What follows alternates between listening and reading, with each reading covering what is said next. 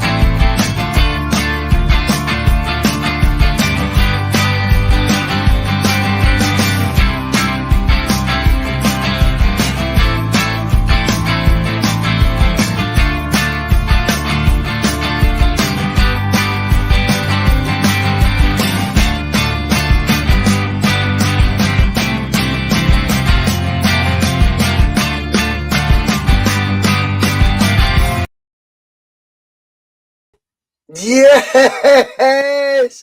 It's been a while. It's been a whole week. I cannot believe the voice is back. Boyce is back. And guess what? It's on the eve of the biggest game of Celtic seasons. So what I thought tonight we would do is get not one, but two, but three contributors on to the Bhoycie Bus. And as always, I'm delighted to the fact there is 60 people watching live already. I know it's Saturday night, but this is Saturday night Battle Fever. First up on the agenda to arrive into the arena, weighing in at, I don't know, £50. It's only Jonathon Boyce. Yay! All right, how's it going? Jonathon, I'm good. Well, you know, the recovery has been long. The road to recovery has been long. But guess what, Jonathon? It's not just you. We've got a young man who's decided to dinghy his camera now because he's definitely lying in his bed. Reegan Stevenson. Thank you for having me on again, Russell. Yeah, I'm lying in bed after a long day. Thank you for having me on, mate. The young man has decided to take the Bhoycie Bus the same way the driver does. He goes to the pub before he comes on the show. Jonathon, I'm all for that. But we also need to say a big warm welcome, a Bhoycie Bus welcome to a debutant, someone who was meant to do the Double Doon show last night, and unfortunately, because of groggy little Bhoycie, he couldn't do it. But instead, what I've decided to do is get Conor Carr on tonight. He's going to be able to do the Double Doon show midweek, and if I can twist his arm, he'll do post-match pitch tomorrow as well. Conor Carr, yay! Oh, Boyce, how you doing? I'm very well, mate, and it's good to be back. I feel I'm about 80% alive again. Do you know what I mean? Like, which I know for a lot of people, 80% Bhoycie is like, you know, that's plenty. Do you know what I mean? But I do feel like I'm back. Jonathan's quiff pretty much describes how I'm feeling right now, and that is ecstatic. I think it's 80%. I think you're going to say to add an extra 20 onto it. Oh, no, mate. You've just had a haircut and you're now deliberately getting the quiff. This is what I love. I've spied it a mile away. You're now. Did you just go in and ask for a Jonah Lumu? Is that what you? That's it. It's like a bad Ryan Reynolds or something. I don't know what it is. Let's move on. Let's move. Jonathan, I like it, mate. I like it. John Duncan straight in there. Hi, Tim. Listen, John, how's it going? I've missed the bus so much this week. Do you know, it's been tough. It's, you know, the saddest thing is about the fact that we've not been able to broadcast this week is this was potentially the biggest week the bus since the channel's inception would have had. There is no getting away from it. This is the biggest game of Celtic season so far. It undoubtedly is. And I know this would have been the week to have really, of like us to have smashed our viewer numbers. For me to miss that, I hope you all know, has definitely not been intentional. I'm devastated. We can only try and bounce back though. And what we've decided to do is a Saturday night show with more contributors than we've ever had on live before. The final countdown, Europe. That is where we're at right now. And I feel it's making up to an extent for a lot of lost content that we would have had in the past 5-6 days. And I'm gutted about that. I really am. However, what's done is done. I'm back to near enough my best. The voice might go, by the way, midway through. I might need to leave Jonathon to host. That may well happen. I'm not exaggerating. This is like I've sounded nothing like this all week, like nothing like it. But whilst I do have a voice, I will always praise our sponsors, fanboyfootball.com, who now I have had the test run of the t-shirt. I've got it. We've decided to up the stakes on the quality. We've decided to go for a better quality t-shirt. We think the fans deserve the best. Again, whatever that costs extra, I'll take the hit on that. From the price I've got in my head for a t-shirt, I'm not going to have that going back on the bus. But the Bhoycie Bus t-shirts are coming. The merchandise is coming. There'll be more ideas than just t-shirts. It's all on the way. And fanboyfootball.com deserve the biggest pat on the back for the help that they've given us. So a big round of applause. Fanboyfootball.com! Yes! Now, also you might notice that I'm wearing a fantastic zippy. I don't want to piss off Fanboy. I don't want to piss them off. But Tees for Tim's sent me this, Jonathon. Now, you know I love a zippy. You do. You're a sucker for one. I mean, it's my thing. It's my go-to. I mean, I'd remortgage my house for a cracking zippy, you know? And I was sent this bad boy by Tees for Tim's based on the 94 away kit. Look, 3 stripes, the lot. I was sent this, you know, from the boys just to promote it a wee bit. I mean, naturally, they've picked a good person to do it. I get that, you know. Can't see the wee fella getting sent one. You know what I mean? What are you looking at? Oh, you're not allowed to say that. I know there's a lot of drama there was in the last couple of weeks between, was it him, was it not, invading the pod, and I'm over it all now. What I'm not over, though, is the funniest text I've ever received in my life. And it's from one of the contributors. I'll not name him, because apparently that'd be picking on him as well. So, you know, everyone's getting picked on, apparently, you know. Sean is nasty. Everyone's being so nasty. But this quote, I refuse. I quoted it back to him hours later, saying, are you aware of how you sound like now?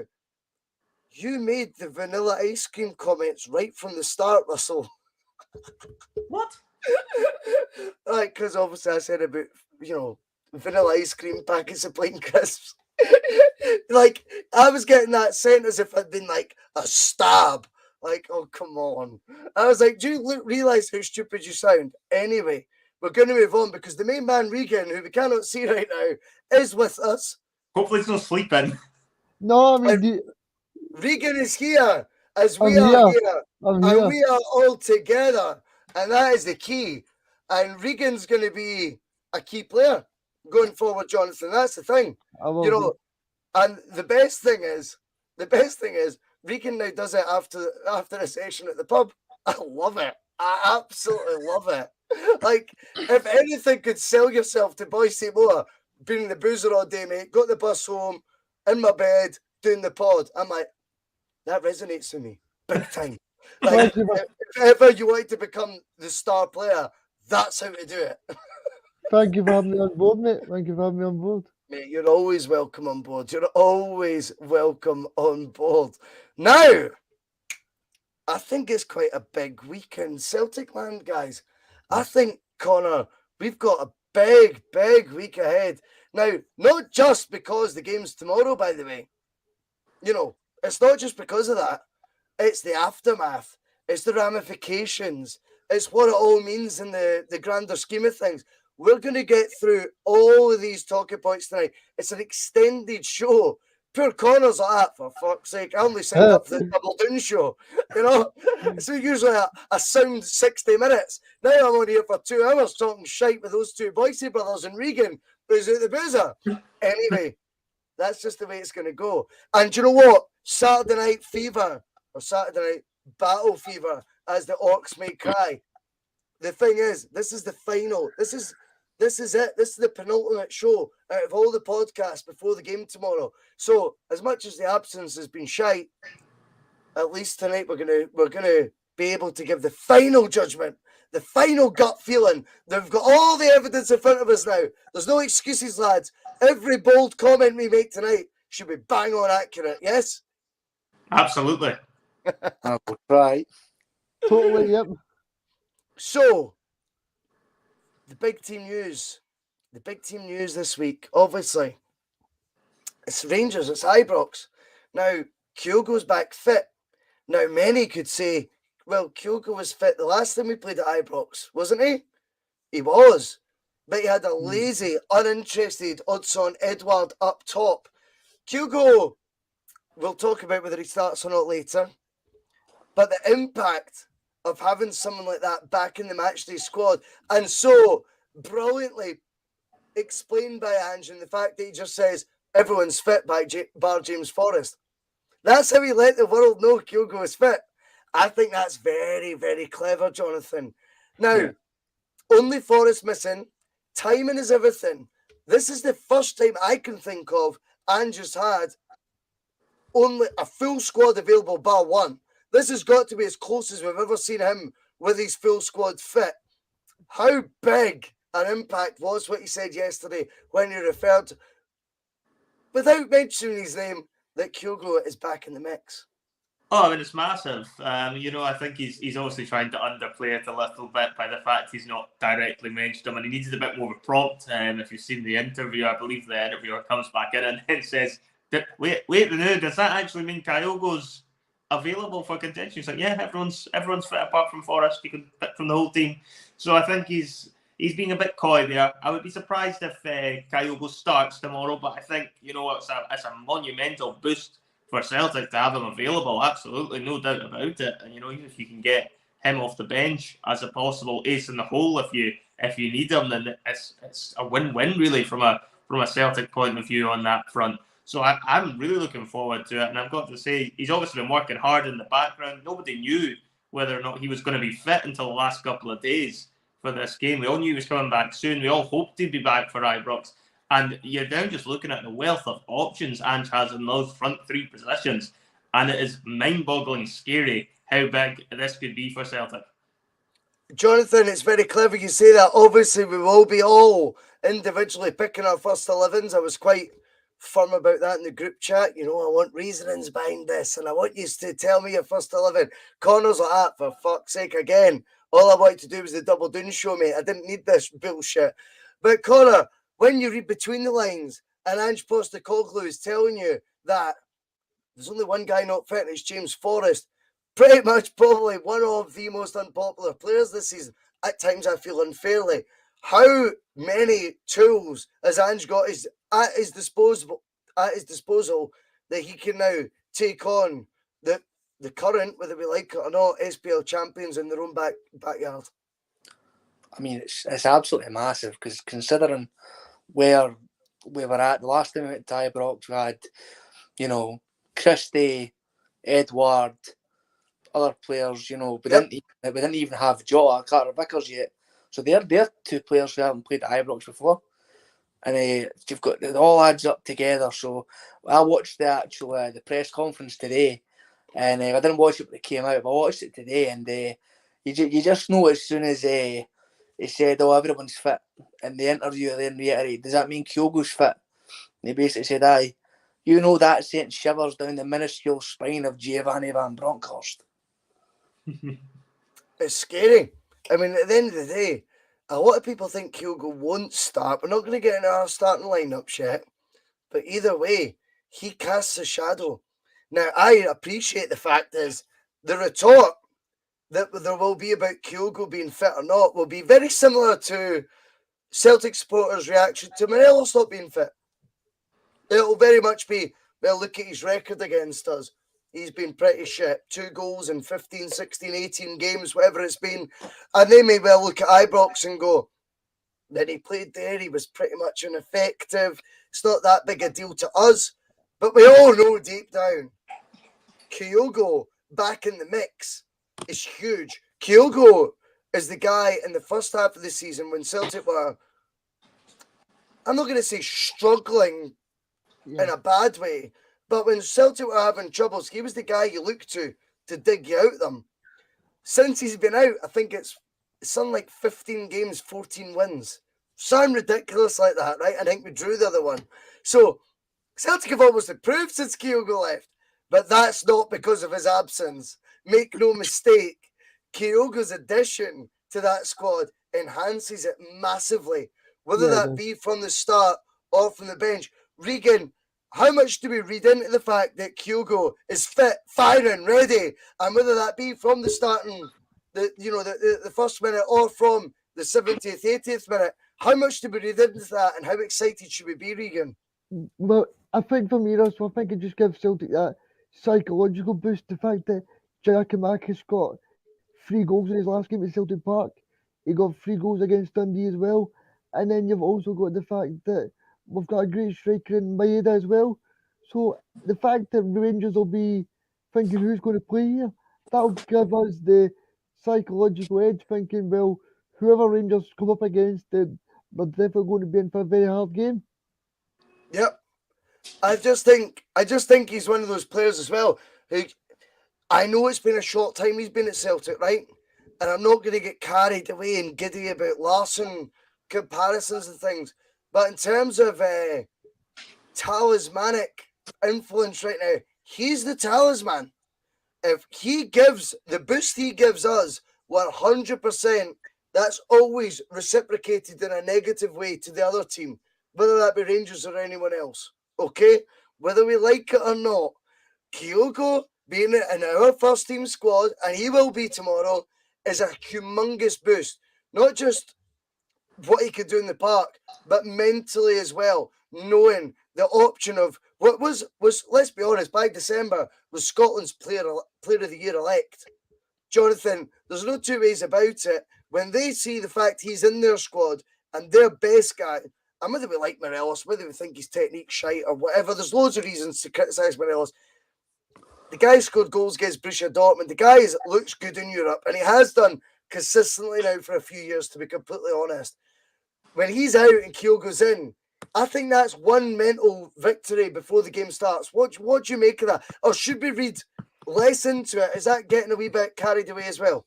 Well, I think it's certainly an advantage. If you're looking at it, we've arguably got our best player when he's on form back now in contention.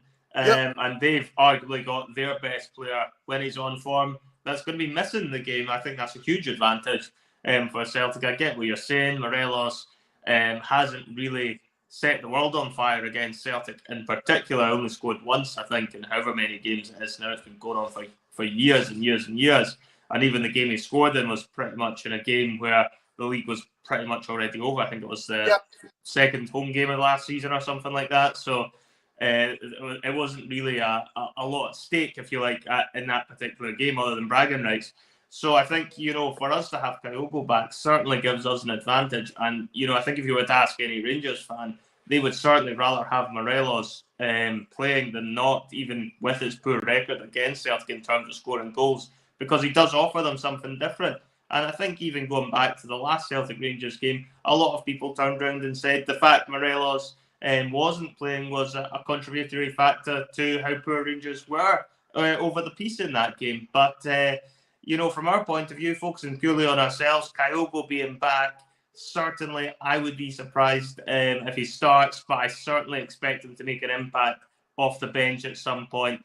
And it's just going to be a case of whether or not Ange decides he's going to throw him in if it's, a close game with about 20 minutes to go. Do you think he risks Kyogo under those circumstances to try and gamble and win the game? Well, Jonathon, it's very interesting. You look at Leverkusen. You then look at the League Cup final. Ange has his boy. Now, whether we like it or not, Connor, Kyogo is Ange's. And it's funny because I'm going to talk about someone else who's one of Ange's favourites later on when we talk about the team selection. But Kyogo, Ange's took risks on more than once this season. I'll give you a few examples. The Leverkusen match, he wasn't meant to play. He goes in for the start. League Cup final. And then, if I'm not mistaken, did he play against Johnston away in front of no fans? He did. Right? Yeah, he did, yeah. Now, that was, again, you could look at that one going, that's a bit needless. If he thinks he's got the charge and the batteries of Kyogo, I think he's a go-to. So, could he, blindside everyone and start him? I'm not ruling it out, right? And we're going to get to the lineups in a bit. But I feel the fact he's confirmed in a very subtle manner that he's fit, Connor, I think it's the first shot across the bow that Ange is making. And as usual, delivered with just such a devilish way that is so, you can't pull him up for the comments. You know what I mean? And we'll talk about comments later. I mean, we've seen little Ryan Jack crying his wee baby eyes out again, the other day. But I think what Ange has done in announcing Kyogo's fitness, he's done it in such a roundabout way that there's no hype to it almost nearly at all. Connor, is Ange playing yet another MasterCard trick? MasterCard? Whatever it is. Is it another it's Master a MasterCard. Master Stroke, that's the one. MasterCard. What? For everything Is he else, going down to Jonathan, the bank with his bank well, card? you've either got, listen to me, no, wait a minute, you've either got Giacomakis, Maeda, and for everything else, there's MasterCard. But no, I get it, I take it on board. Aye. Is it another media master stroke, Connor? It could be. I mean, Ange isn't exactly a stranger for pulling the rug out from under us. It could also be to play mind games, because it then puts the doubt into the Rangers players saying who is going to play. Is it going to be Giacomakis? Is it going to be Kyogo? Because the centre-backs for Rangers are going to have a very different game in their hands depending on who starts. So if it's Giacomakis, Giacomakis can body both Rangers defenders. We've seen that at Celtic Park. But if it's Kyogo that's playing, they're going to have to watch him like a hawk, because we've seen it against Hibs in the cup final. If you take your eye off him for just a second, he's in behind you, he's on top, he scored a goal within seconds. So it's very, very clever what he's doing. He's putting doubt into the minds of the opposition fans and the opposition's players. So they're going to so up until 10:30 tomorrow, barring any leaks, we don't know if that's happening anymore or not. Fingers crossed it doesn't. They're not going to know what they're going to be up against, and they'll be practicing all week on strategy and this and who they're going to play against. Mm-hmm. They would have thought all week they'd have been playing against Giacomakis. All of a sudden, 10:30 comes around tomorrow, team lineup comes up, Kyogo's starting. That's a whole different ball game. Yep. But I think it's very interesting you say that, because I've got, Regan, a very alternative view to how Kyogo will be utilised by Ange going forward. My hunch is, whether Jota signs or not, that I think Jota was a bonus ball signing for Ange, right? We got him on loan. We tried to get Maeda, remember, in the summer, right? That was attempted. We did get Kyogo over the line. We got Giacomakis over the line. My idea that Ange has for Celtic to play will be a focal point up top. Hence what he tried at Ibrox last time with Edouard. Turns out Edouard just didn't give a shit, right? And that cost Ange. But the way I think Ange works, of course I fucking could be wrong, right? Who cares? But in my mind, I think he wants Maeda, Kyogo. They play the definition of what he wants his teams to play. And then he wants his focal point up top, which he identified. I know, funnily enough, there's a Greek connection. Georgios Giacomakis, who we got as a snip. That is his preferred, I think, going forward. If you were to, even with Jota there, that is his preferred front three. I believe Jota was signed because we couldn't get Maeda. That's Boyce's logic. So, if Kyogo were to feature tomorrow from the starting 11, and again, we'll get to our predicted starting lineups, and I don't think it will be him, by the way, but see if it were. I don't actually think it necessarily means, Connor, it'll be a straight swap for Giakoumakis. No. I think Kyogo was signed as a winger and will be Ange's winger. And I think that is how he's going to look at it. Regan, Giakoumakis cannot be dropped tomorrow, can he? See, I do agree with you, but then I think, well, Kyogo was used for the most important game of the season in the Scottish League Cup final, and for Ange, she will know that it's 6 points the difference tomorrow if Celtic win, so he knows psychologically he's going to blow Rangers away, because essentially it'll be 7 points, because Celtic will be 14 goals ahead plus the 6 points. So I've got a different view, so I think Kyogo will start tomorrow. Oh, well, we're gonna get in now. Now listen, we've all decided we're gonna all put forward, all four of us, our predicted starting lineup for tomorrow, and we can also give our preferred one. That's an interesting insight. Either way, Regan, what I will say, the fact that Ange is so succinctly let us all know Kyogo's fit by basically just saying James Forrest isn't, it's just so clever. It's so clever. Surely that's part of Ange being a great manager as well. That's part of the package. Ange is very good at saying, I don't get involved in that, mate. Nah, I don't get involved in that, mate. Nah. I'm like, you're right involved. You've got the big wooden spoon, Ange, and you're stirring half of this pot, and you know what you're doing. He literally has announced Kyogo's return by saying James Forrest isn't fit. If you don't think this guy isn't at it, he is at it. And do you know what? Yeah, I agree with you. I love those mental mind games. I think it's brilliant. And he's doing it in such a demeanour that he basically tells you, don't get involved in mind games, right? Doesn't get involved. He's not involved in mind games. Oh, he's involved. He's actually inventing them. Jonathan, it's crazy what he's doing right now. However, we now need to get to the topic of who does play and who doesn't. Name the Celtic starting 11. Jonathan, obviously you're due a Monday Club experience. You've missed out. You've probably got loads of opinion to give. You've got 2 weeks worth built up. But instead of hearing all your pish or 2 weeks worth of your shite, let's just get to the nitty gritty. And let's do Jonathon Boyce's starting 11 at Ibrox tomorrow. Okay, doke. Well, I think, the back five for me, when you include the goalkeeper, kind of picks itself. You're going to have Joe Hart in goals, no questions asked there. Juranovic will play right back, along with Carter Vickers and Starfelt as the centre halves. Greg Taylor will go into left back, and defence is pretty much solid as it is. Why would you make any changes? It's the usual. I would imagine that'll be the same across the board for everyone. I don't think anyone's expecting any radical changes there. I think the only thing some might look at is obviously Tony Ralston. A lot of people like him, possibly over Juranovic. But for me, the thing is with Ralston, right? I'm just going to quickly jump in there, right? See, the thing is with Ralston, it's then shoehorning players into positions that they're not natural to accommodate to. Now, to give an old perfect example, England used to do it. Remember, they used to have Paul Scholes playing left midfield or Gerrard playing left midfield, just so you could get Gerrard, Scholes, and Lampard in the same team. Now, Juranovic and Ralston are pushing each other.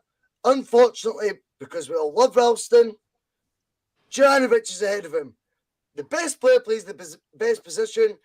The best left back at Celtic is Greg Taylor. That's why the defence picks itself. Defence is pretty much the most straightforward selection Ange will have, I think, all day long at the moment. I think it all, as you say, quite rightly, picks itself. So there's not really much of a selection headache on any of those for me. Moving into the midfield is where it gets a bit more interesting because there's a lot more options now in the centre of the park he can choose from. For me, he's always going to put Callum McGregor in there. That's a certainty. You've then got, for me, Hatate. Where does McGregor play, Jonathan? He's going to be playing a more holding sort of role along with Hatate. And then you're going to have Tom Rogic, the man who plays in slippers, as you like to say, will be playing in front of them in that three. And the reason he's going to put Rogic in is because Rogic likes to hurt them. He's done it countless times in the past. he's been brilliant whenever he's been actually at his best this season. I was actually watching, I think Sky Sports had something on the best goals of the season so far for Celtic, and actually having to see his one against Dundee United earlier in the season, that's just ridiculous. And when you see that back, you're like, Christ, if that was Lionel Messi doing that, then it would be talked about for years to come. So for me, Rogic's an absolute certainty to go in there. I think Tati's a nuisance, a pest for me. So I think he has to go in there. Caused him a lot of problems the last time. Just doesn't know when to stop running either. Had a wee bit of a break with international games being on, so hopefully a bit closer to fuller fitness since Ange's, turned around and said he's not quite fully fit yet, which would be frightening if there's more levels to come from him, but apparently there is, so that'll be interesting to see. So that's the kind of three I would go with in the middle of the park. Next. And then the front three is probably the hardest selection problem you've really got at the moment because there is so many different options. For me, Giakoumakis has to start up front. He's the target man. We've backed him for weeks on the bus. I'm not going to turn and go against my man at this stage. We heck? We don't back down, Jonathan. No, we've more than doubled down on him. Doubled down. Doubled down. On it. MasterCard has been credited out on him. We've also got, I think, for me, he'll go with Maeda, I think, to start on one flank. Purely for his work rate, I think it'll be on the left. He'll force Tavernier back. Tavernier will hate playing against Maeda because he's going to get pinned back. He's going to get hounded. No matter how much Tavernier tries to go forward, Maeda's always going to be right at his heels, just never giving up, just constantly biting away at him.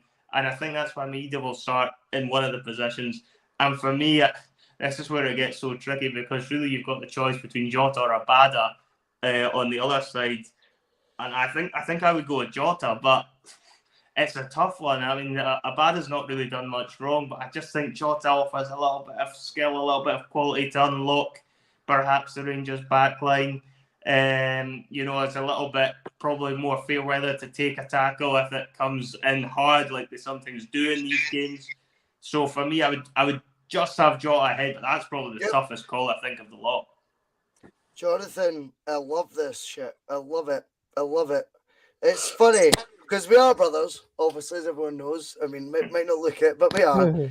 But even your dilemmas are the exact same as mine. The first 11's the exact same, so I'll not bore anyone with it. That is. And we've not compared them. No, we've not compared them, I promise. No. I think everyone knows that. I mean, genuinely, that's my team. Rogic edges it over O'Reilly for me. And I know O'Reilly started the Celtic Park one, but Rogic has experience. Now, we'll come to you next, Conor. What about you?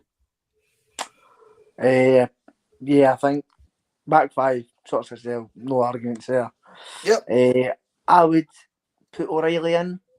Okay. So whereabouts? Talk me through the midfield. So I've got them all written down, midfield of McGregor, O'Reilly. Holden? Holden? Aye, McGregor, Holden. Yep. And then Tati and O'Reilly at the side. Yep. Okay. And mainly just because I feel O'Reilly had a really good game against him at Celtic Park. He was actually really unlucky not to score with that free kick. McGregor had to tip it over the bar. I think he's been growing week in, week out. Yep. And by all accounts, he came on for the Denmark under-21s the other night and apparently absolutely bossed it. So I feel he's got a bit between his teeth. And I think he's got... I'm not denying that Rogic is an absolute Rolls Royce player who can just do absolute unbelievable things with the ball at his feet. And he's got bags of experience in the derby and scored goals. But I do think O'Reilly's just got that wee bit on him when it comes to pace and running. And I think if there's a player, one of the Rangers players waiting to play midfield, he somehow managed to get past McGregor and Matati, I would rather have O'Reilly in there to try and tap back as opposed to Rogic. I think that's fair. Let's get to your front three, big boy. The exciting part. Up top, I'm going with Giakoumakis. because I feel he deserves it for his form recently. He's proved everybody wrong. Not me. Not me. That includes myself. I thought it was an absolute dumpling when we signed him. Did you? Oh Oh, no! Did you? The funny thing is my dad still doesn't rate him. I'm like, he scored 2 hat-tricks. That's And crazy. in his last 2 games, he's like, I'm like, 27 God, you're such a Celtic goals. dad, honestly. 27 goals in the Eredivisie last year I on know. a relegated team. The next top scorer scored 20, I think, or 19, and joins Borussia Dortmund for £40 million. I mean, don't forget. He Richard, scored 7 more. Oh, sorry, Regan. the guy's the 4th choice striker. Don't forget, according to the shows. So Aye, 4th choice. Regan's not missing a wee stab. I love it, son. Aye, I mean 4th choice is just embarrassing. But genuinely, look at his form last year. Celtic never get opportunities to sign like Holland's top scorer. The reason we got him for 2.6 million was a relegation release clause. He would have been £12 million had they stayed up. I get it. I mean, if he continues the form he's on, by the end of the season, he'll be at least worth 17. So, Oh, there we go. Who is flanking him though? Conor, my man. Who's flanking him? I'm gonna have Maeda on the left and Jota on the right. I think. Yep, I get it. I think Maeda is Tavernier's nightmare personified. He's so fast. He just gives absolutely everything. He'll be dying to get the ball from the first minute to the last. Agreed. And Jota, I think he's just got the spark. He's just got like a spark. He's the type of player that you don't see in Scottish football for a lot. He comes around once in a lifetime. Well, once every, I don't know, few seasons or so. You don't see him very often. He's got. You can tell he's a level above this league, and that's no disrespect to the league because I love this league, best league in the world, no doubt about it. But you can tell he's a level above this league, and we'll be really out. If he stays, I'll be so happy. But we just should enjoy him while we've got him and use him to our advantage. Can I just pull up Ryan Kelly right now? Listen, big boy. You can't say you're stating your team and then put forward slashes in half the positions you passed there. That's picking a squad. oh God, mate. I don't think anyone in the SFA is going to accept that. Conor, I love your thinking, mate. I totally, and you know what? You've justified it. We come on to the main man, Regan, the Wizard of Oz, the man behind the curtain. All right, guys, how you doing? Regan. So I'm going to go for the same back 4. Yeah, it picks itself. Yep, cool. Yep. So in the midfield, I'm going to go for McGregor, Rogic, and Rio Hatate. Yep, get it. And then on the wire for me, I think Maeda will just edge it because of his pace and his work rate, especially if you look at the last few weeks with his link up with Greg Taylor on the left hand side as well. So Maeda's on the left, yeah? Yep, I think Maeda's done really well. And for me, I think Jota just edges it on the right. Yep. And then up top, I'm going to go for Kyogo Funahashi. That is the shock. Now, before we go any further, the Ardoyne boys, I want to shout out Paddy Lavery. I am a man of the people. Here's a big shout out and a big kiss for me. What is happening? Hope you are all getting tanked up the now in anticipation for tomorrow. Brilliant that you are on the Bhoycie Bus. Huge, massive thanks to every single one of you. But Regan, you've thrown a curveball in. Now, we're going to go through the lineups. Now, mine and Jonathan's the same, which is a bit annoying, to be honest. It's a bit annoying. We're related at times. I know, but it is. It's very similar. Now, we need to get on to the debates then as to where the differences are. And I think this is really healthy, by the way. This is the most important thing, and I always feel I re-emphasise it on the bus a lot. When we pick one player instead of another, it's not a negative or a slight on the one that we're not choosing. No, this is a healthy squad. We're delighted that the options we've got. Are we all in agreement, lads, on that? Oh, absolutely. Yeah. I mean, looking back to the last time we went to definitely. Ibrox, Russell, who did we have on the bench last time? It was ridiculous. Do you know what I mean? So we're buzzing with the options we've got. And it's brilliant that we can't agree on them all. So, Jonathan, Tom Rogic above O'Reilly. That's the change between our team and Connor's team. For me, Rogic is an Ange player. I think he's got more experience. I think he knows how to deal with Ibrox. I think he gives them the fear. Now, I am pals with several Rangers fans. As you know, Jonathan, I grew up with them, and they still say to this day, hate him being in the team. John Russell, I will quote, I know he might even be watching right now, and he's like, I hate him playing in your team. He always finds a way. He always scores. He might not be as industrious as others. I think Rogic, if he's fully fit, now Ange has given no indication that players are 90% or anything. He's saying fully fit squad, bar Forest. For me, Rogic edges it. But O'Reilly, you're looking at the last Old Firm, I take it, Connor. Oh, Glasgow Derby. Just called it an Old Firm. Right. That's me. We're off there. You're looking at the last one and you're thinking, actually, the impact O'Reilly had. I'm guessing that's what it's based on. Also, due to the fact that whilst he's saying everybody's fully fit, Rogic is just back from an injury, and you're going to look at their midfield. Their midfield's most likely going to have Lundstrom and Jack in it, and we know that they two are a bunch of hammer throwers. They're thugs, basically, and they're going to be flying in for the tackles from the first blow of the whistle.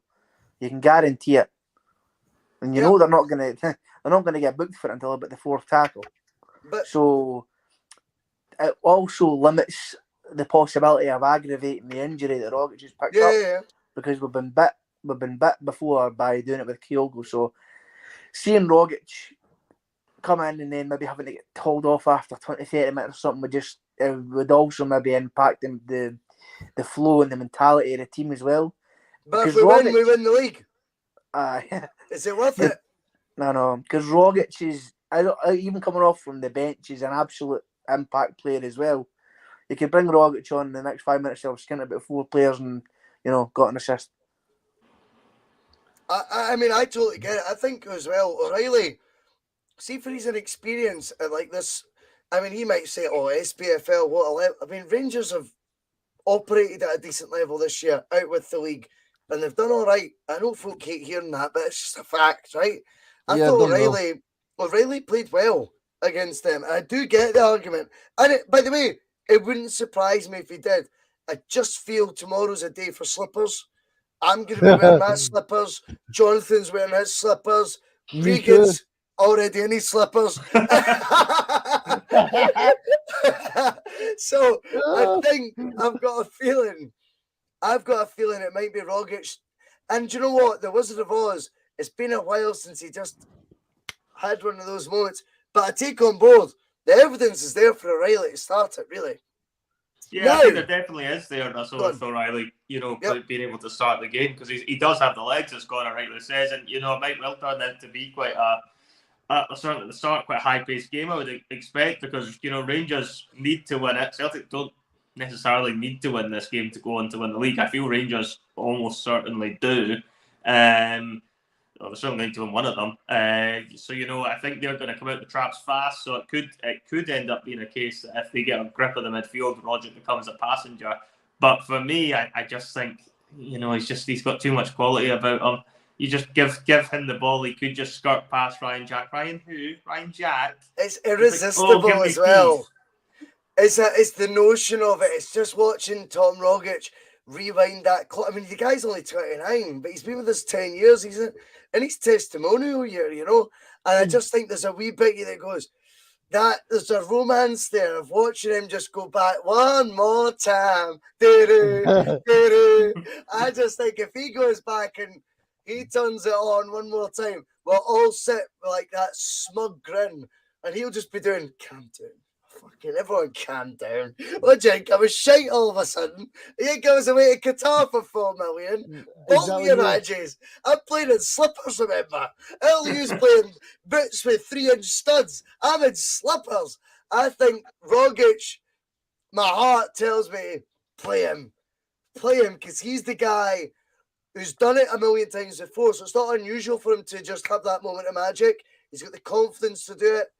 I think Ange knows how to utilise Rogic. I say utilise. Ange has got 90 minutes out of Rogic, Conor. Let's be completely honest. That's unheard of. I mean, for all the arguments of O'Reilly looks like an athlete, 90 minutes out of Tom Rogic, Conor. Tell me when you expected to see that in a lifetime. I genuinely never. The thing is, like, my girlfriend's family are Rangers fans, and they always used to say to me, I mean, I've been with her for 4 years, so 3 out of the 4, it's been a good laugh for me. Last year, not so much.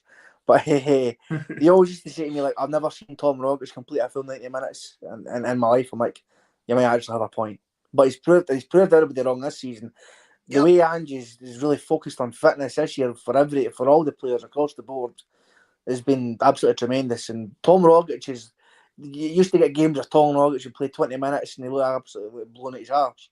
He's bossing it now, and you're making me swither to change to Rogic because you're going to get the forward slashes out in a minute, Conor. That's what you're going to be doing.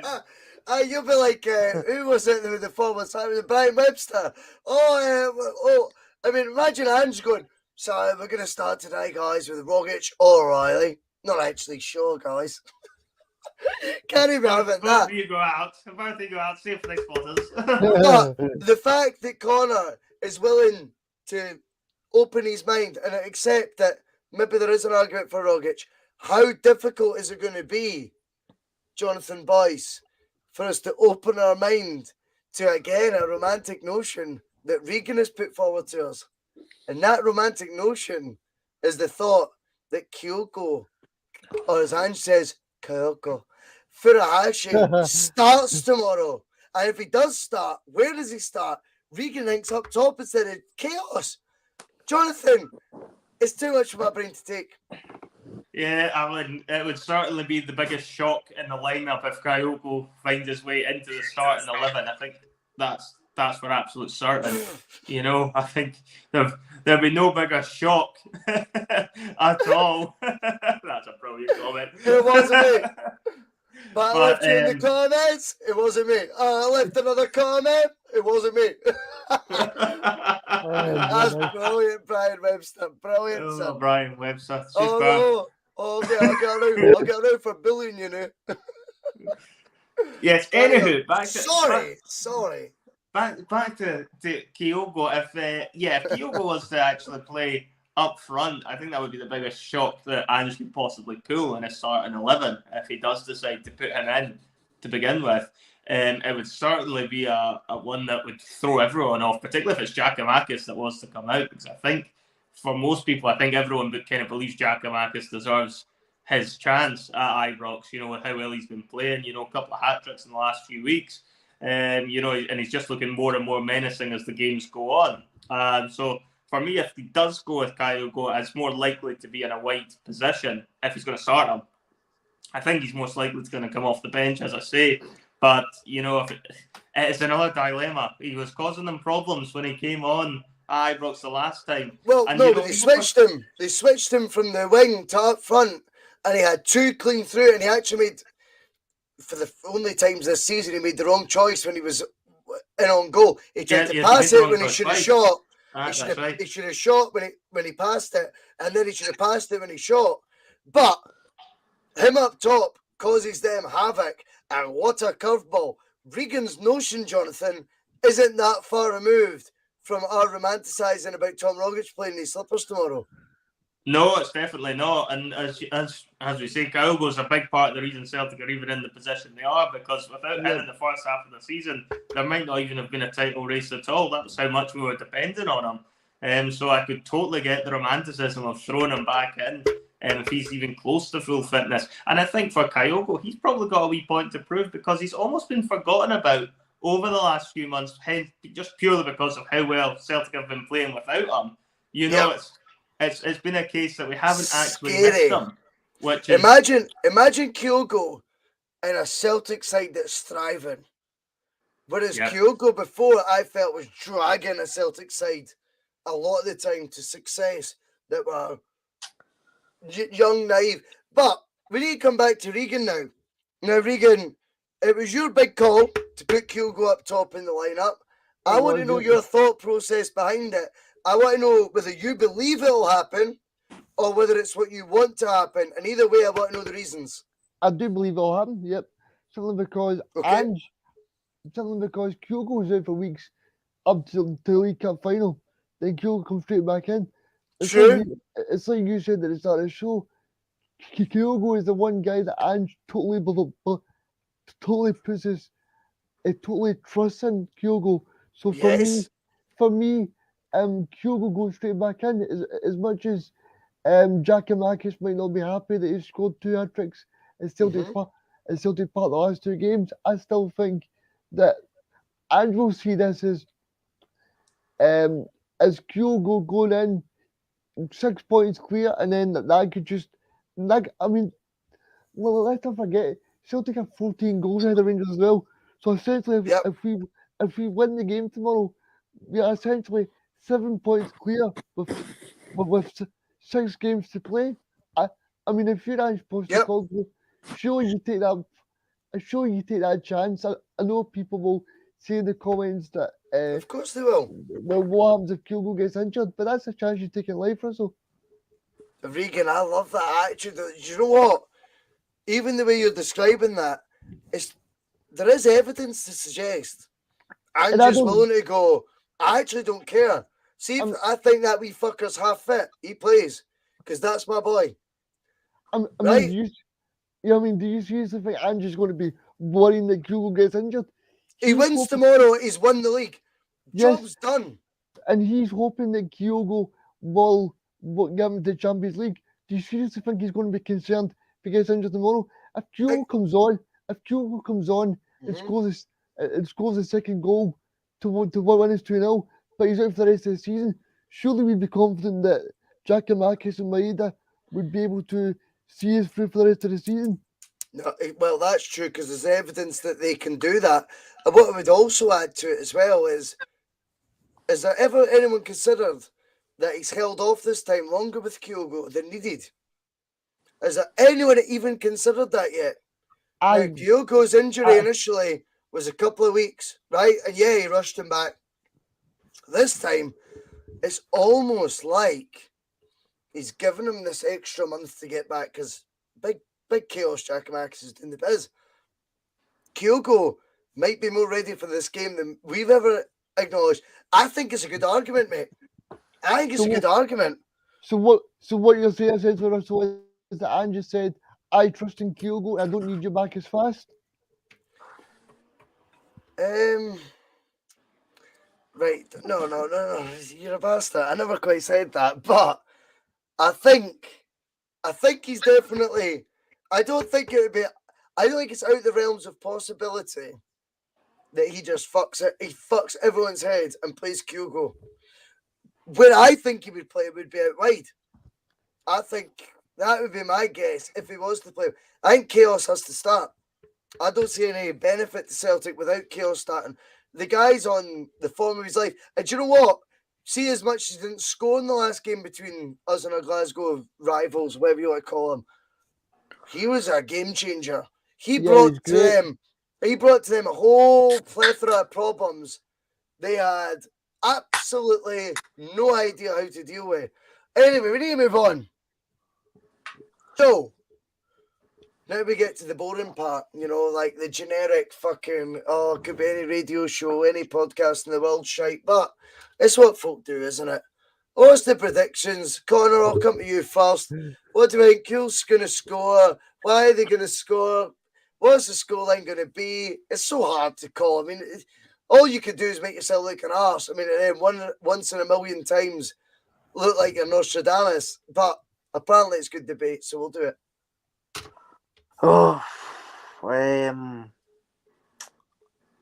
it's really difficult because I don't want to be getting clipped or anything because, God, that's fucking I a wouldn't worry nightmare. about it, But mate. Honestly, they don't clip my hair yet, so I wouldn't worry about it, son. right, to be fair, I've not got any chance for that happening with the laugher that I've got. So. I wouldn't worry about it, mate. Honestly, they can clip that.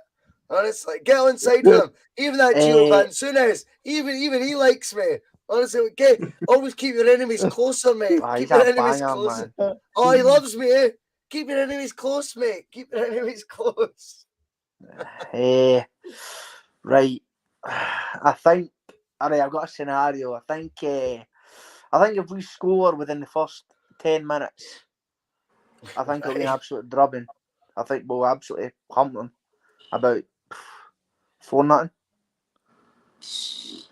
Right. I think if we go in to half time drawing, or if it's a slender lead, 1-1, 1-0, 2-1, I think it could be a wee testy 3-2.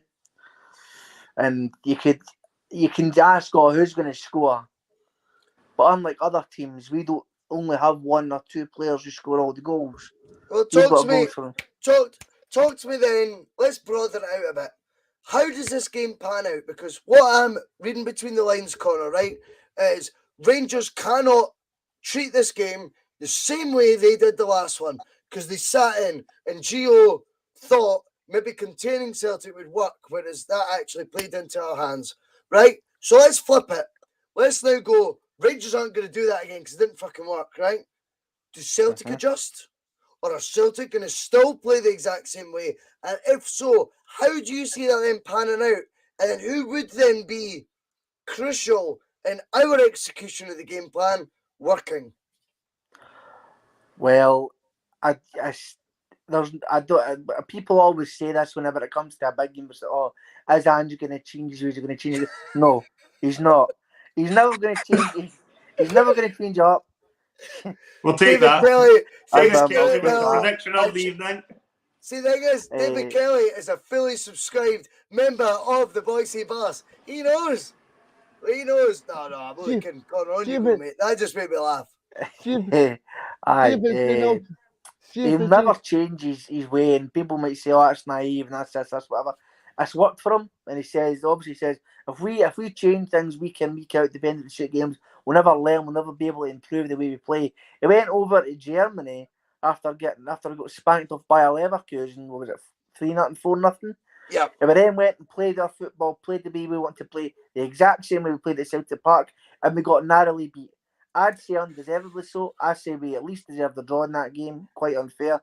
But we played our football, we played well, and we actually made a good account of ourselves, all things considered. So I think the way it's going to pan out is the midfield is, it's a cliche, I know, cliche, this, that, vanilla ice cream. But the midfield is going to be absolutely massive. I think we're going to need a resurgence of Menace McGregor to come in. When he put on that mask, something happened to him. I don't know what it was, but as soon as he put on that mask, I agree with that. He's absolutely bossed it that night. Fucking chasing Barisic up and down the park, calling my shit bag with the rest of it. We need that. We need him to be absolutely fired up, ready to go. We need Hatate to produce the goods again. I think people have been a bit harsh on Hatate because if you think about it, he just finished a full season. Just came out here. He's been flung. He started at a level, mate. He started at a level that was Kyogo-esque, and I just expect to maintain that. Kyogo's part of the problem for Hatate, and then Hatate's initial few games are a problem for Hatate. Everything levels off in life, mate, right? There's no danger you can have that impact that he did every game. I think we all know that. Jonathan's left the building. He's now back. Great to see. Good to have you with us, Jonathan. I thought you just fell off the wagon, mate. But no. I'd gone for my bed. I look comfortable. Cheers for saying good night. And Paulie Foley comes in with a really relevant point because I'm shite at this side of it, right? But there's 160 odd of you watching Saturday night. I mean, I'm proud when I see that. Please hit subscribe. Please hit like. See if you're watching it. Do me a wee favour, hit the share button. Share it. It does the world of wonders. I always back everyone who's sound. Back me.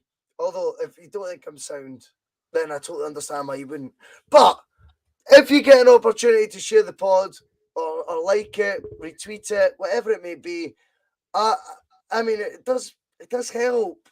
I mean, there's hundreds of yous watching. Hit subscribe at least, you little fuckers. That's all I'm asking. Right, anyway, Connor, we're talking about how the game could go, how it might not go.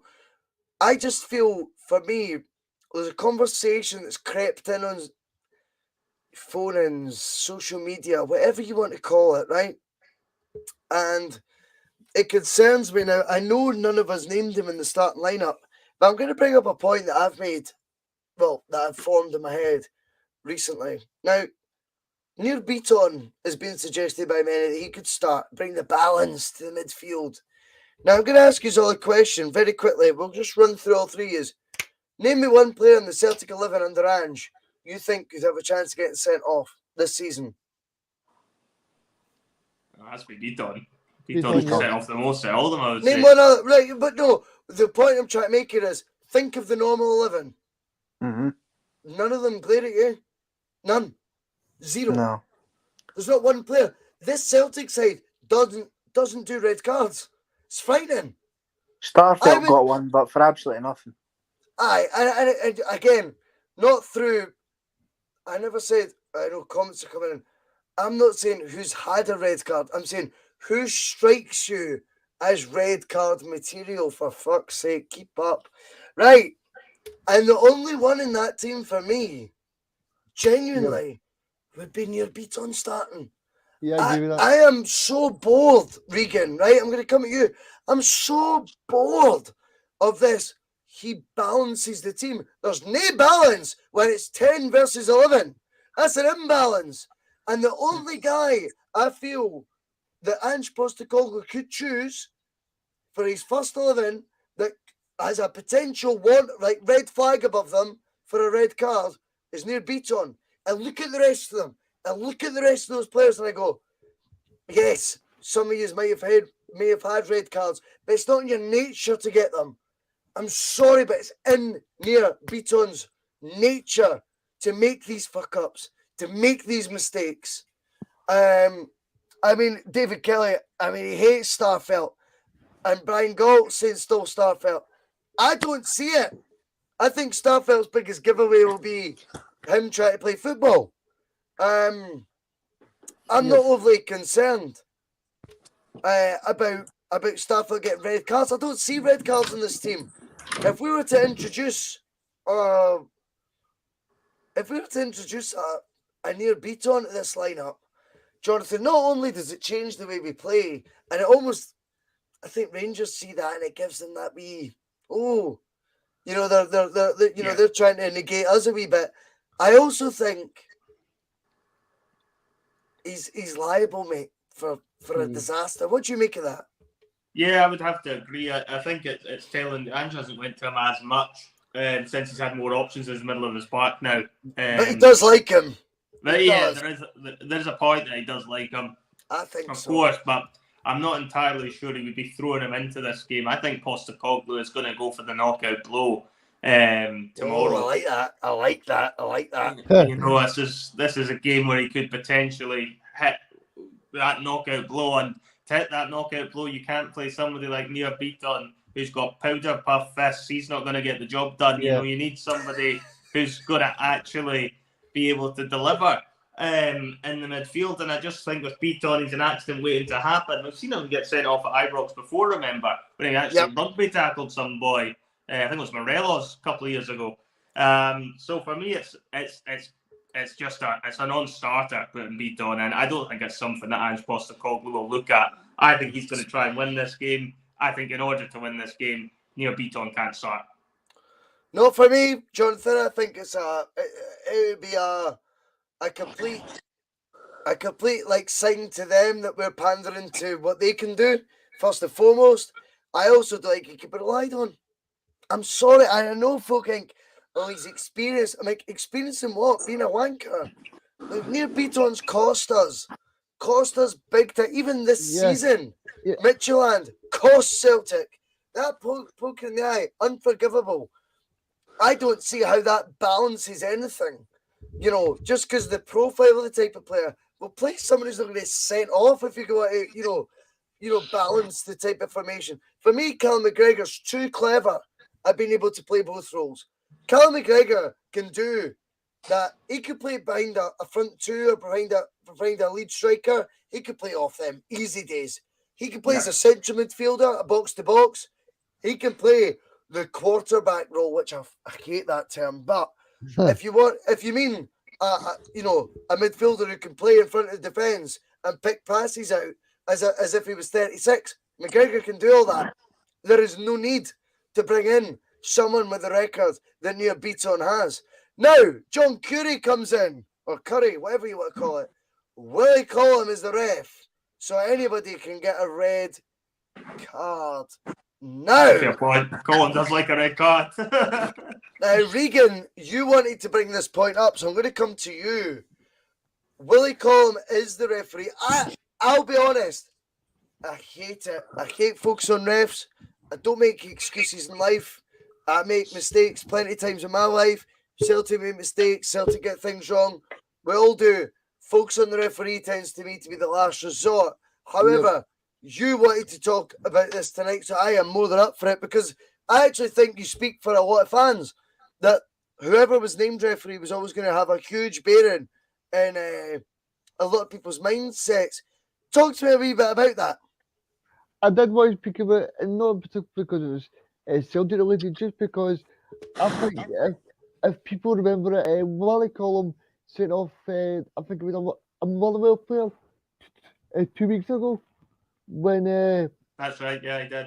It was after 55 seconds in a game. Now, I'm still not sure if that was a red card. And for me, I just hope that Willie Collum keeps his card in his pocket and tries to manage the game. I think one of the big problems as well, Jonathon, I don't know if you'll agree, that the majority of the crowd will be Rangers fans. I just hope he's not influenced by the crowd as well.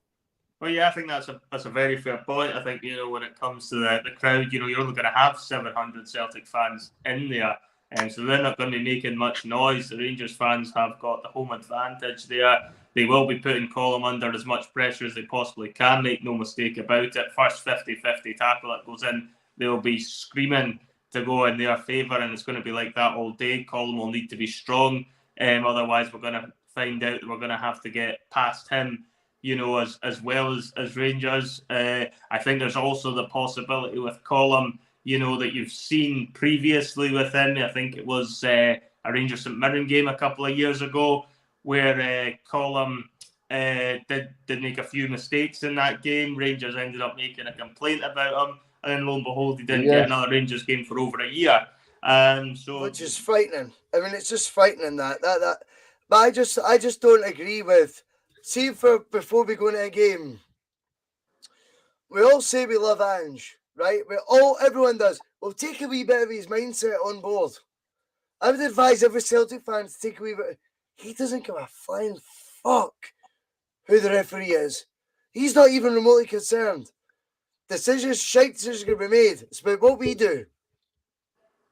That has to be the attitude, Conor. Yeah, totally. Sorry, I was going to say, do you think that's a positive of Ange being a quote unquote outsider as opposed to someone who? Because if it was to say, like, I don't know, the hypothetical reality, Brendan Rodgers came back, or someone who has connections with Celtic, or someone who has connections with an Irish team or whatever, someone who the bloody board would pick. As soon as they came into the Celtic job, they'd know who the referees are, they'd know who they apparently support, what pubs you like to hang out in, etc. Ange isn't influenced by that. He's just influenced by the decisions that are made on the day on the park. We'll be good enough.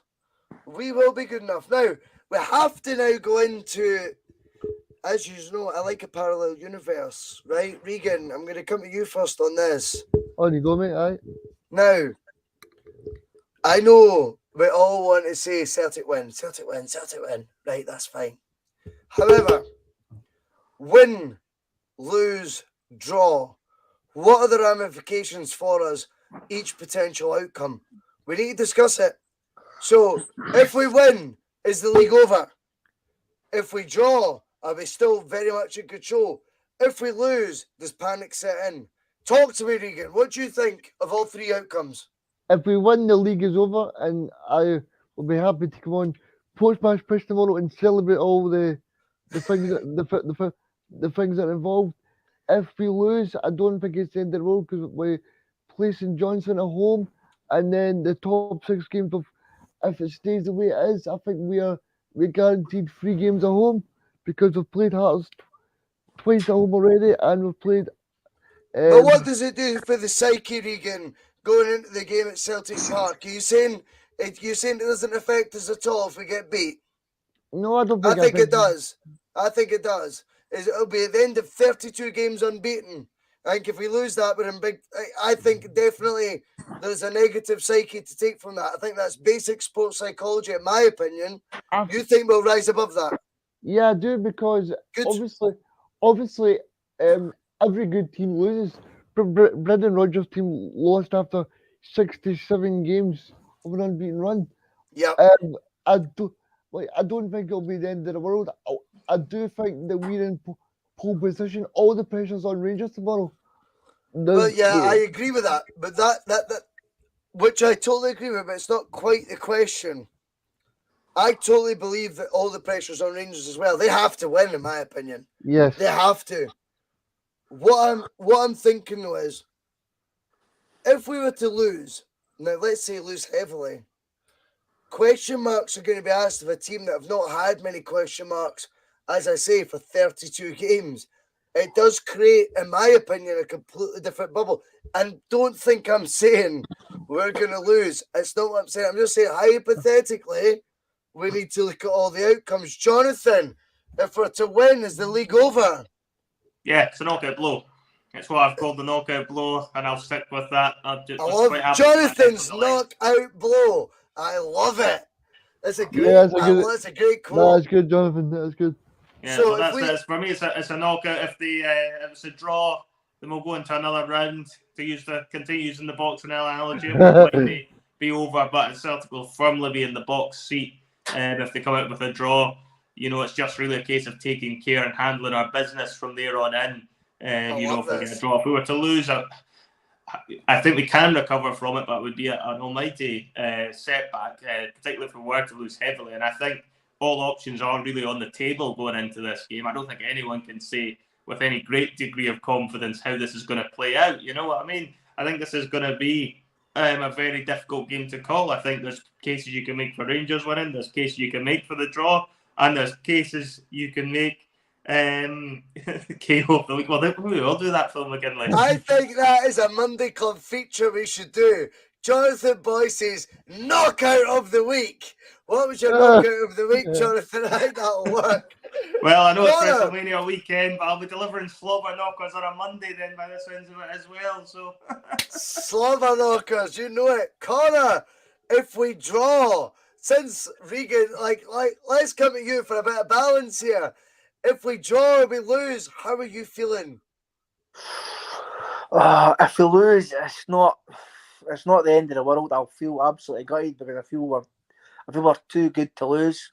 I feel like I know that's a bizarre kind of way to word it, but I do feel that this team's got something about them that they won't want to lose. Like, I feel like the players, even though it's a relatively new squad, and a lot of them, who have came in, have done a bit of almost January signings.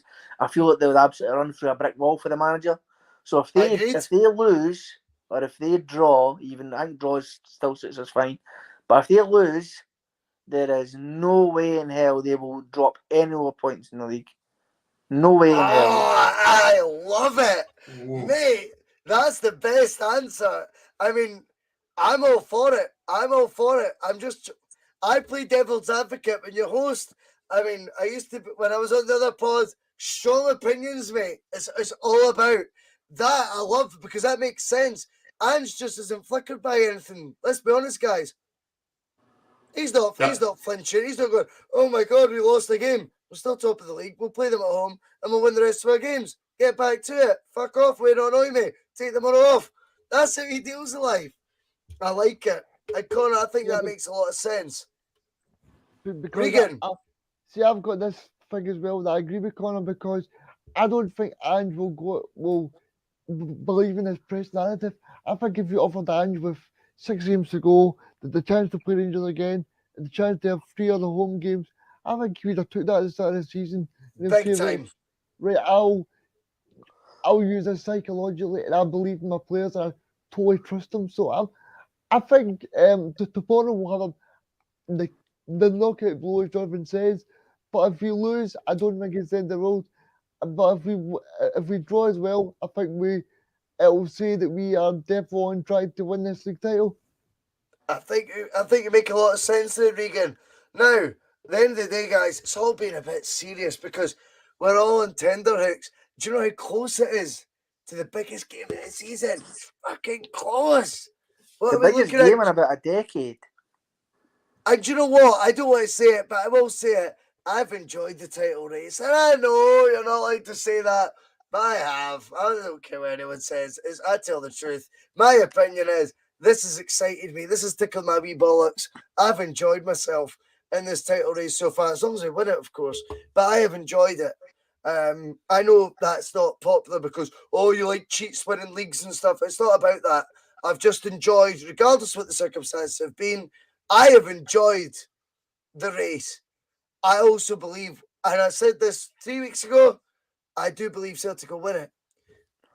Taking tomorrow in consideration, either way it goes, my belief hasn't changed. I believe Celtic will win this league.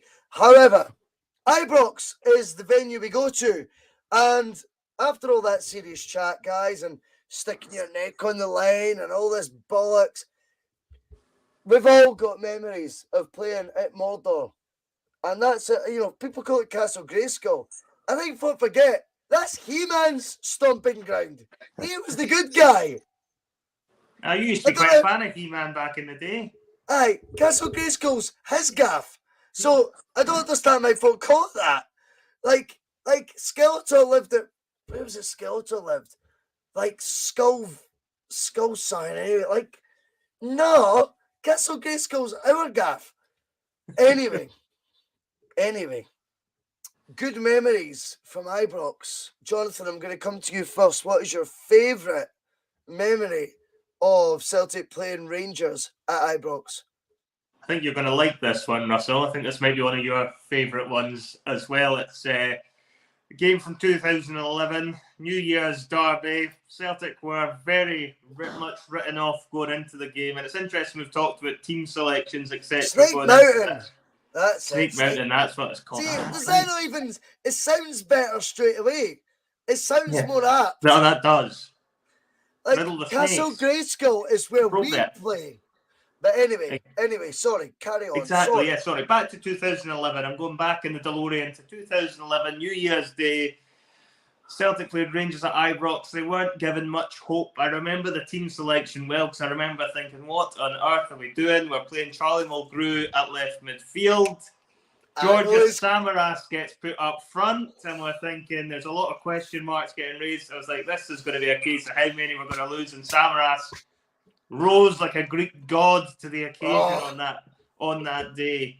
And honestly, it was probably his best performance. And the reason I love that game so much is because nobody gave us a chance in hell of winning that match.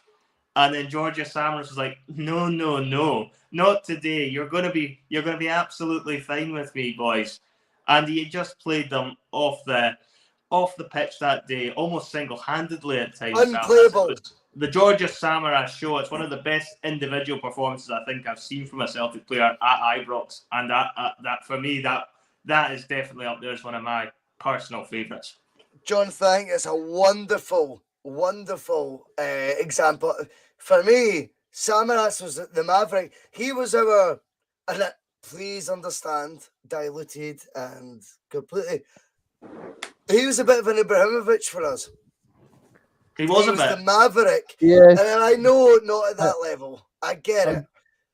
But when he wanted to turn it, and you know what?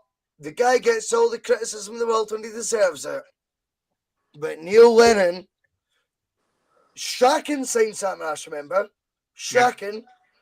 Neil Lennon got the biggest tunes out of Samaras by a mile. Now, Samaras, you'd have felt guilty for thinking he once coached, he came from Manchester City. That'd be the narrative now. All it took was a rocket up his ass for Neil Lennon for him to do it. No, don't get me wrong. Neil Lennon was running out of rockets at times, going, "Oh, for fuck's sake, I'll keep them in reserve." Old Firm game, you know what I mean? Barcelona. He goes, "Honestly, you can't do it." Partick Thistle, Sammy. All right, fine, just sit on the bench. But when Samaras did it, what a player! And you're right, Jonathan. I did enjoy that. Do you boys remember much about Samaras Sunday? Talk to us. Yeah, I mean, I remember. Sorry, Regan, you can go first. Yeah, go Regan.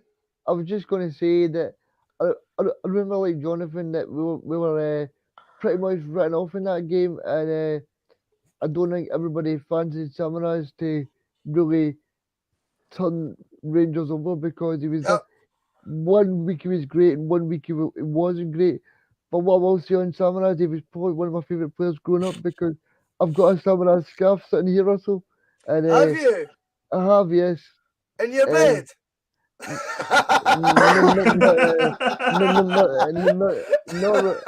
in my room, yeah.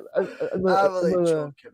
But yeah, Samaras was great, and he scored so many important goals for us. So yeah, I think he was a great player, and probably someone that was I would say underrated as well. Would you say, Russell, from Celtic fans, maybe? Well, I mean, you look at the big games, Europe, Champions League. Yeah, and do you know what thing is I loved about Samaras? Stick that captain's armband on him. Long sleeve jersey with the captain's armband. Oh, Aragon vibes, Jonathan. I was getting off Sammy that back then. But what's your memories of Samaras Sunday? Conor Carr. This will sound very strange, but I'm up for that. I also remember my dad's reaction to it than the actual game itself, and that is because my dad hated Samaras with a passion when he was watching football. Really?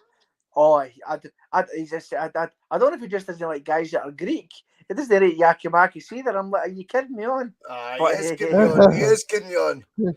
But hey, I will remember it was like I think my dad just sat. I remember both the goals, and I remember how like he absolutely made Alan McGregor look like the big idiot he is, and just took it past him, put it in the back of the net. Do you remember the second goal? But he's took the ball at the halfway line. Yeah. And he's jostling. He's looking at the guy straight in the eye with the ball at his feet, and he's going, "I'm going to take this a run down the line. You don't think I can run, do you? I think it's Jamie Ness or some muppet like that." And he's like, "Come on then." And he just knocks it 3 yards in front of him. Boom.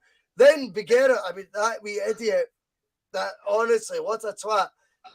He tries to get close to him. Samaras is so light on his feet, so quick. I just thought, and then even the penalty, the problem with Samaras is he tried to repeat that at the end of the season, didn't he? Cost us the league. They can't go the same way. But Samaras brought a lot of good memories. Right, Conor, your call. Ibrox, best memory. I'm going for the recent past, and it'll be a game in 2017 where we won 5-1. The scorers, I'm sure, were Scott Sinclair, Lee Griffiths, Dedrick Boyata, and Mikhail Lustig. Yep.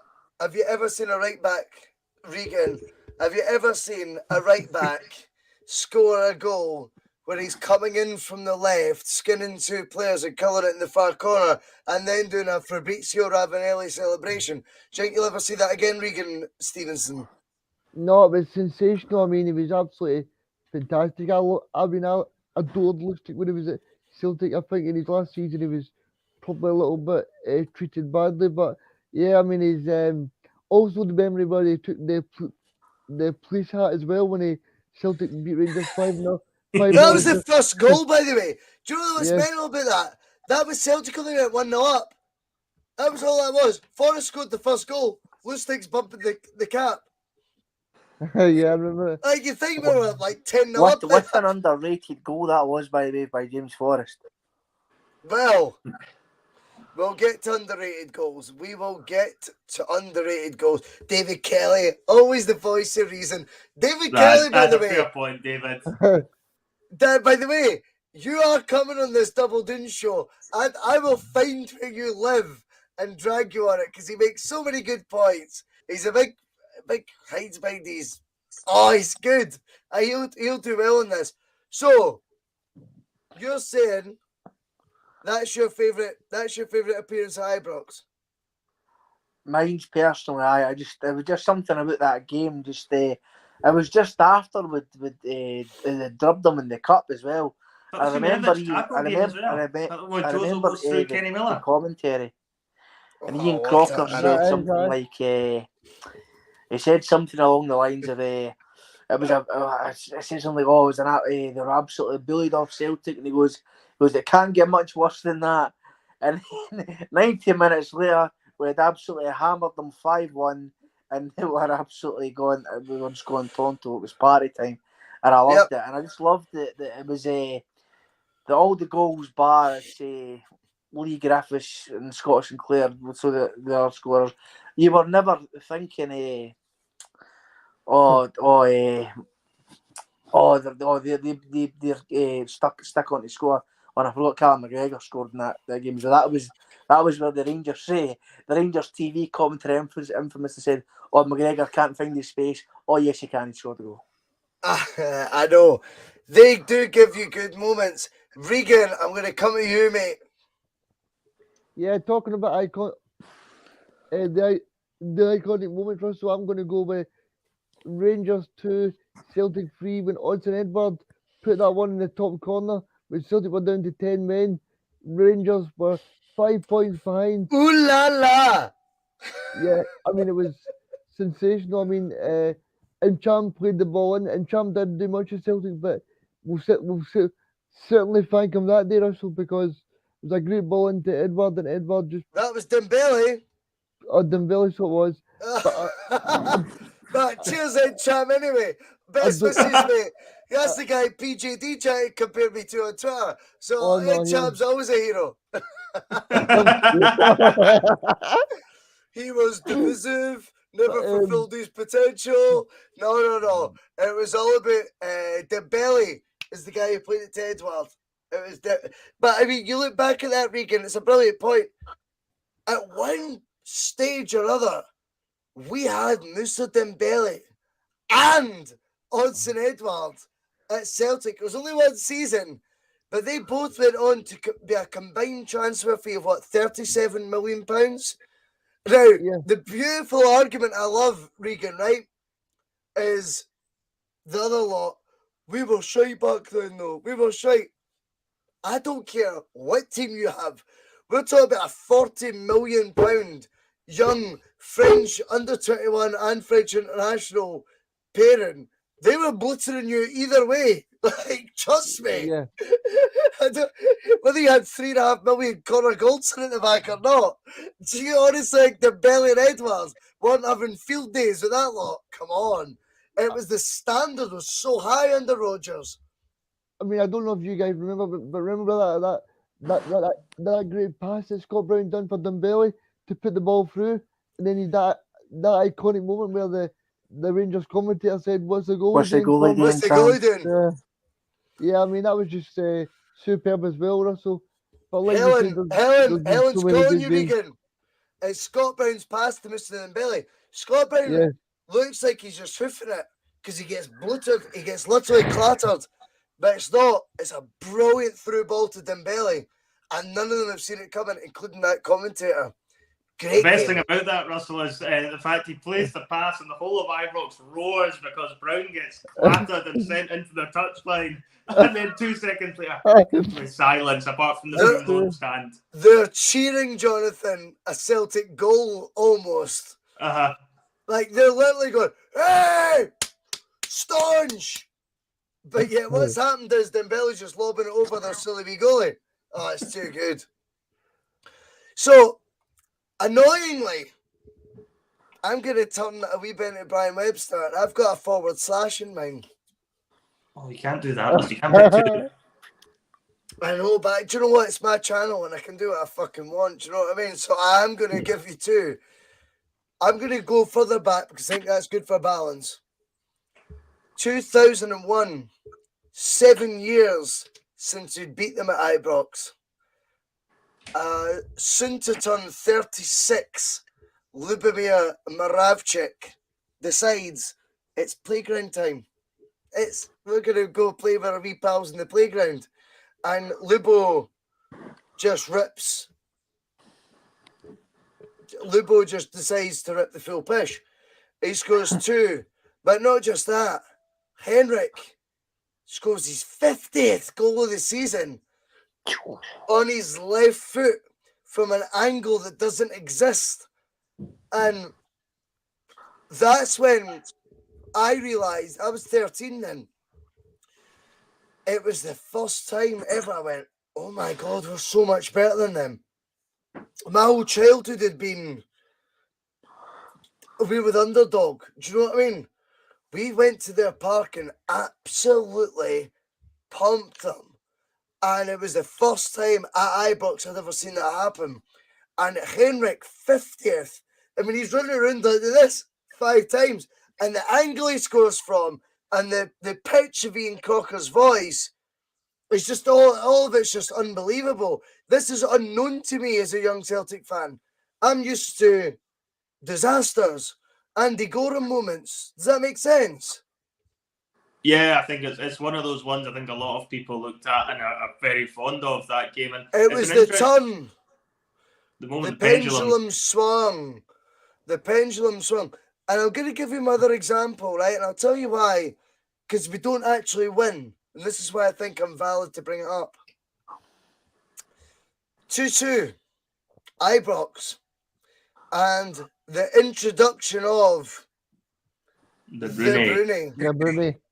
Now, fuck the fact Scott Brown scored that goal, left foot, colour, is so ridiculous, it's unbelievable.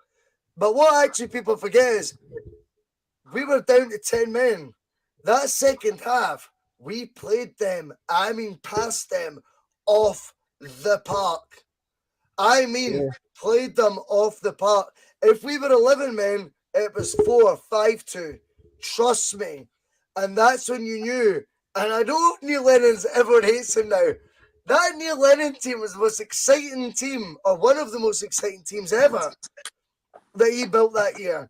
But Neil that Lennon got 2-2 draw right in the second half of that. I remember that at half time. He pushed the fullbacks up for the second half and he made them go right up top. Isagiri was playing pretty much as a left midfielder in the second half of that game. So credit where it's due. I think most people would have thought, oh, you've just got to try and sit in and just hope something comes your way, because I think they were 2-1 down to 10 men at half time from memory in that game. And Lennon went the total other way and decided we'll go for the kill and we'll see what they're made of. You're better than them. You're 2-1 down and you're better than them. That was the attitude. And I believe, see, no matter what happens, is like, okay, it was 2-2, but what happened from that goal had such a ripple through Celtic's history, such a huge thing in Scott Brown's career.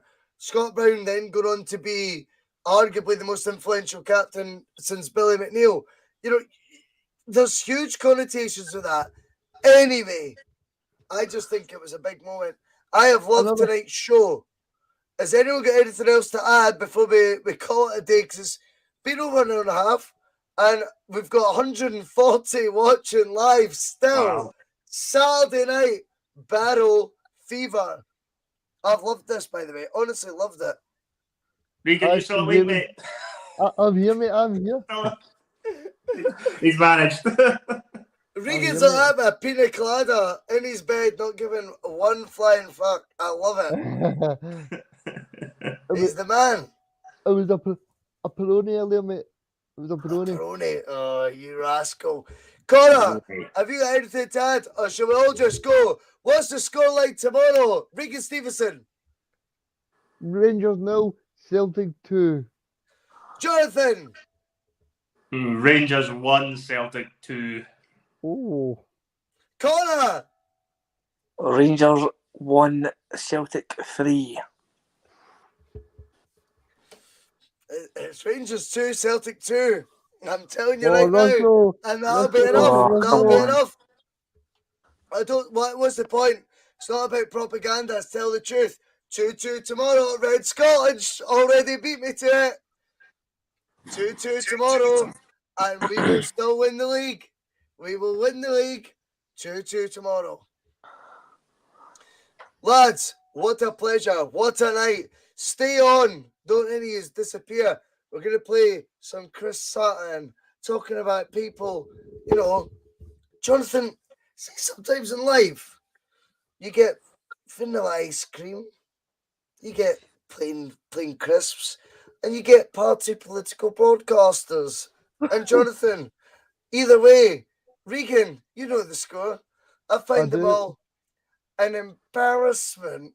So let's listen to Chris Sutton reminding Derek Johnson and anyone else who wants to challenge him with that brush who they are. Let's look forward to tomorrow. Hail! Thank you. 1 hour 36 minutes. Over 140 watching the Bhoycie Bus.